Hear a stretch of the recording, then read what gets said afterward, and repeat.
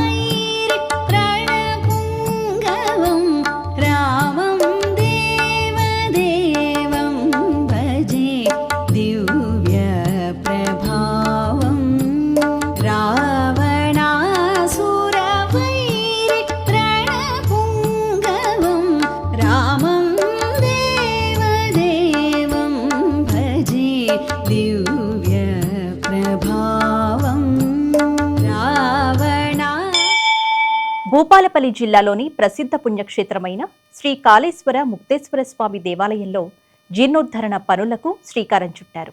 శృంగేరి జగద్గురువుల ఆజ్ఞానుసారం వారి శిష్య బృంద ఆధ్వర్యంలో ఆలయ జీర్ణోద్ధరణ కార్యక్రమాలను ఘనంగా ప్రారంభించారు. శతాబ్దాల చరిత్ర కలిగిన కాళేశ్వరం క్షేత్రం మరింత వైభవంగా రూపుదిద్దుకోనుంది. దేవాలయంలో జీర్ణోద్ధరణ పనులకు శ్రీకారం చుట్టారు. శృంగేరి జగద్గురుల ఆజ్ఞానుసారం వారి శిష్య బృందం ఆధ్వర్యంలో ఆలయ జీర్ణోద్ధరణ, నూతన ప్రసాద నిర్మాణ కార్యక్రమాలను ఘనంగా ప్రారంభించారు. శృంగేరి శిష్య బృందం ప్రత్యేక వైదిక కార్యక్రమాలు, కలశ పూజలను నిర్వహించింది. అనంతరం పూజించిన పవిత్ర కలశాలను ఆది ముక్తేశ్వర స్వామి దేవాలయ ప్రాంగణంలోని బాలాలయంలో ప్రతిష్ఠించారు. ఆలయ పునరుద్ధరణ పనులు పూర్తయ్యే వరకు నిత్య పూజా కైంకర్యాలు, అభిషేకాలు, అర్చనలు, ఇతర ధార్మిక కార్యక్రమాలన్నీ బాలాలయం నుంచే నిర్వహించనున్నట్లు తెలిపారు. ఆలయ జీర్ణోద్ధరణ పునర్నిర్మాణ పనుల కోసం 198 కోట్ల నిధులను మంజూరు చేసినట్లు అధికారులు వెల్లడించారు. జీర్ణోద్ధరణ పనుల నేపథ్యంలో కాళేశ్వరం వచ్చే భక్తులందరూ ఆది ముక్తేశ్వర స్వామి దేవాలయం వద్ద ఏర్పాటు చేసిన బాలాలయంలోనే స్వామివారిని దర్శించుకుని పూజలు నిర్వహించుకోవాలని ఆలయ అధికారులు సూచించారు. శివ శివ హర హర హర హర శివ శివ శివ శివ హర హర హర హర శివ శివ శివ శివ హర హర హర హర శివ శివ.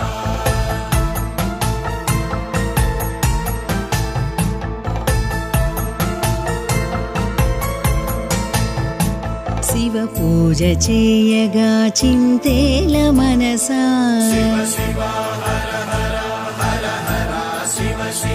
శివ పూజ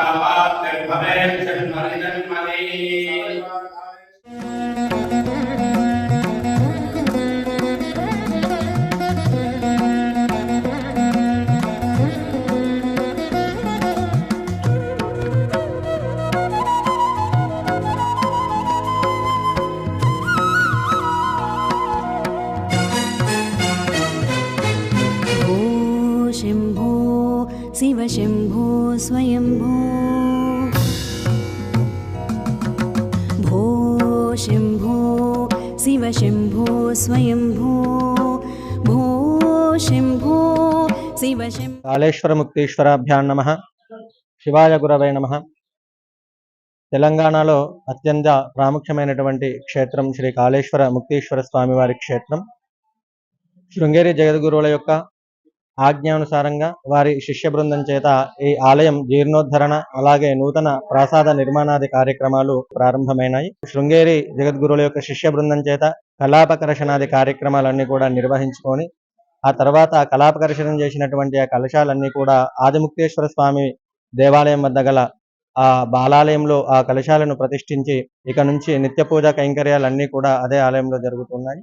ఇట్టి జీర్ణోద్ధరణ కార్యక్రమానికి రాష్ట్ర ప్రభుత్వం ఎంతో ప్రత్యేక శ్రద్ధ వహించి 198 కోట్ల రూపాయలు ఈ ఆలయ పునరుద్ధరణకి జీర్ణోద్ధరణ కార్యక్రమానికి రాష్ట్ర ప్రభుత్వం నిధులు కేటాయించింది. కాబట్టి ఇక నుంచి భక్తులందరూ కూడా కాళేశ్వరం విచ్చేసే భక్తులు అందరూ కూడా ఆదిముక్తేశ్వర స్వామి ఆలయం వద్ద గల బాలాలయంలోని శ్రీ కాళేశ్వర ముక్తేశ్వర స్వామి వారిని వారి యొక్క జీవ చైతన్య సిద్ధిని ఆ కలశంలో ఆవాహన చేసి ఆ కలశాన్ని ఆదిముక్తేశ్వర స్వామి ఆలయం వద్ద గల బాలాలయంలో ప్రతిష్ఠించారు. కాబట్టి భక్తులందరూ కూడా ఇక నుంచి ఆదిముక్తేశ్వర స్వామి వద్ద గల బాలాలయంలో ఉన్నటువంటి స్వామివార్లను అమ్మవార్లను అన్ని కూడా దర్శించి అక్కడే దర్శన అభిషేకాది కార్యక్రమాలన్నీ కూడా నిర్వహించుకోగలరు. జగిత్యాల జిల్లా ధర్మపురి శ్రీ లక్ష్మీ నరసింహస్వామి ఆలయంలో స్థానిక అంగన్వాడీ టీచర్లు నూతన విద్యార్థులకు సామూహిక అక్షరాభ్యాసం కార్యక్రమాన్ని ఘనంగా నిర్వహించారు. వినాయకుడికి మొదటి పూజ నిర్వహించి ఆ తరువాత సరస్వతి పూజ నిర్వహించారు.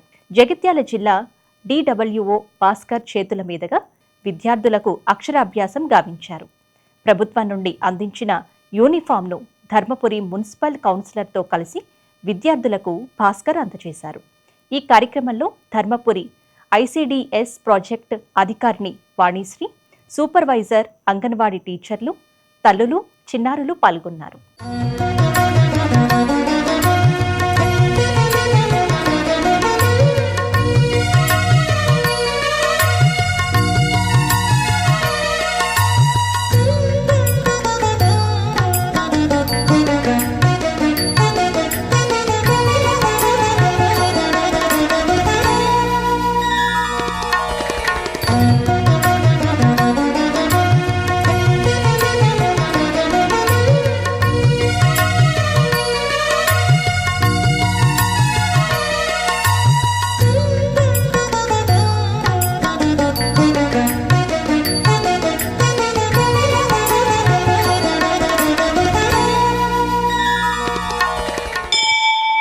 ఏలూరు జిల్లా జంగారెడ్డిగూడెం బుట్టాయిగూడెం రోడ్డులోని శ్రీ సీతారామచంద్రస్వామి దేవస్థానంలో బాల రామాలయ నిర్మాణానికి అధికారులు శంకుస్థాపన చేశారు. దేవాదాయ శాఖ 1,50,00,000 రూపాయల మంజూరు చేయగా ఎమ్మెల్యే రోషన్ కుమార్ సహకారంతో ఈ అభివృద్ధి పనులు చేపడుతున్నట్లు ఈవో శ్రీనివాస్ తెలిపారు. జూలై 2వ తేదీన ప్రత్యేక పూజలతో మూల విరాట్ను బాల ఆలయానికి తరలించనున్నట్లు పేర్కొన్నారు. ఈ కార్యక్రమంలో ఆలయ కమిటీ సభ్యులు, పట్టణ ప్రముఖులు, భక్తులు పెద్ద సంఖ్యలో పాల్గొన్నారు.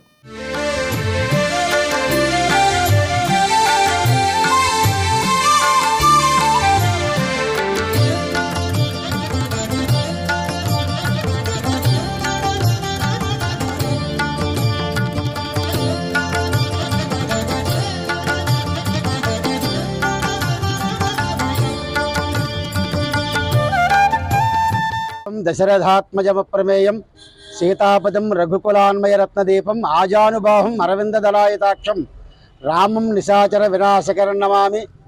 శ్రీ సీతారామచంద్రస్వామి దివ్యాశిస్సులతో మన జంగారెడ్డిగూడెం గ్రామంలో వేయించేసినటువంటి శ్రీ భద్రాద్రి సీతారామచంద్రస్వామి వారి యొక్క దేవాలయ పునర్నిర్మాణ కార్యక్రమంలో భాగంగా ఉపాలయం బాలాలయ శంకుస్థాపన కార్యక్రమం ఉదయం 8 గంటల 1 నిమిషానికి మహావైభవపేతంగా పురప్రముఖులతోటి భక్తజనులందరి సమక్షంలో వైభవపేతంగా జరిగింది. అలాగే జూలై 2వ తారీఖున స్వామివారి యొక్క బాలాలయంలోకి మూల విరాట్లైనటువంటి సీతారామచంద్ర స్వామి వారి యొక్క విగ్రహాలని కూడా తరలించి అక్కడ పునర్నిర్మాణ కార్యక్రమం, ప్రతిష్టా కార్యక్రమం జరుగుతుంది. అనంతరం దేవాలయ నిర్మాణ కార్యక్రమాలు, శంకుస్థాపన కార్యక్రమాలు కూడా జరుగుతాయి. కాబట్టి ఈ యొక్క కార్యక్రమాల్లో భక్తజనులందరూ కూడా, అలాగే మా యొక్క ఈవో గారు, ఈ యొక్క అందరి ఆధ్వర్యంలో గ్రామస్తుల యొక్క ద్రవ్య సహకారములతోటి దివ్యంగా పరిపూర్ణంగా పూర్తవ్వాలని చెప్పేసి కోరుకుంటూ ఆ మంగళాశాసనాలతో సీతారామచంద్ర స్వామి వారికి అనుగ్రహం ఈ గ్రామానికి, రాష్ట్రానికి, దేశానికి కూడా కలగాలని చెప్పి కోరుకుంటూ జై శ్రీరామ్. కోనసీమ తిరుమలగా ప్రసిద్ధి చెందిన వాడపల్లి శ్రీ వెంకటేశ్వర స్వామి వారి దేవస్థానంలో హుండీ ఆదాయం లెక్కింపు నిర్వహించారు.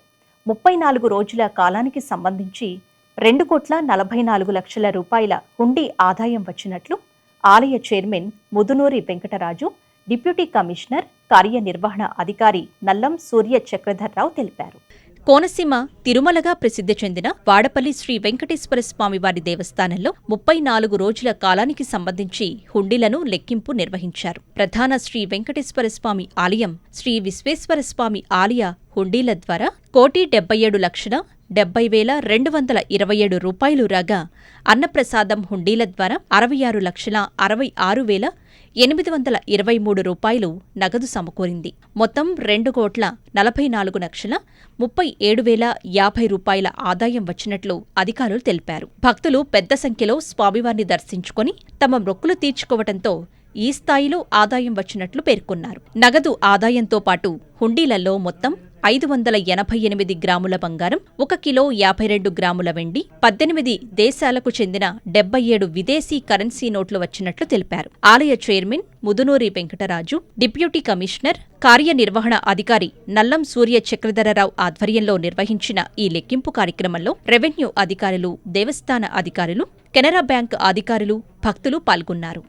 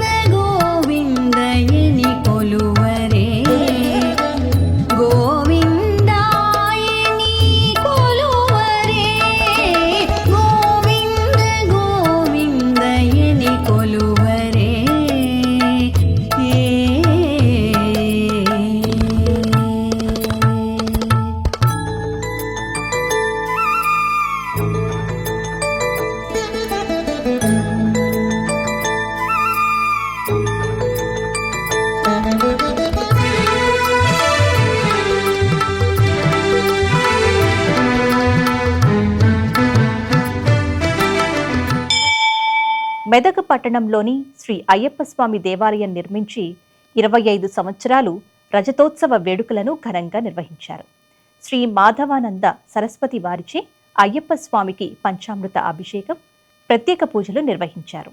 మెదక్ పట్టణంలోని శ్రీ అయ్యప్ప స్వామి దేవాలయం నిర్మించి 25 సంవత్సరాలు అయిన సందర్భంగా రజతోత్సవ వేడుకలు వైభవంగా జరిగాయి. శ్రీ మాధవానంద సరస్వతి స్వామివారు ఈ అయ్యప్ప స్వామివారికి పంచామృత అభిషేకాలు నిర్వహించారు. స్వామి గర్భాలయం శిఖరంపై 108 కలశాలతో అభిషేకాన్ని నిర్వహించారు. శబరిమరై తరహాలో స్వామివారికి రోజుకొక రూపంలో ప్రత్యేక పూజలు నిర్వహిస్తూ ఉన్నారు. స్వామివారి ముందు ఏకశిలా రాతిపై 18 మెట్లు కలవు. ఇది ఆలయ ప్రత్యేకత. స్వామివారి దర్శనం కోసం భక్తులు అధిక సంఖ్యలో వివిధ ప్రాంతాల నుంచి విచ్చేశారు. భక్తుల అయ్యప్ప స్వామి శరణు ఘోషతో ఆలయ ప్రాంగణం మారుమ్రోగింది.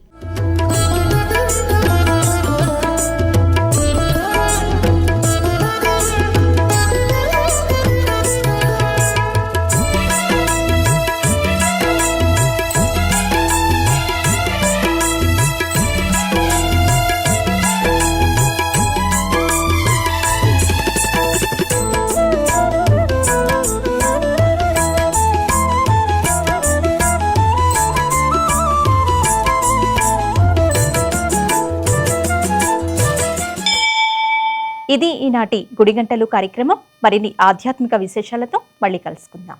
నమస్కారం.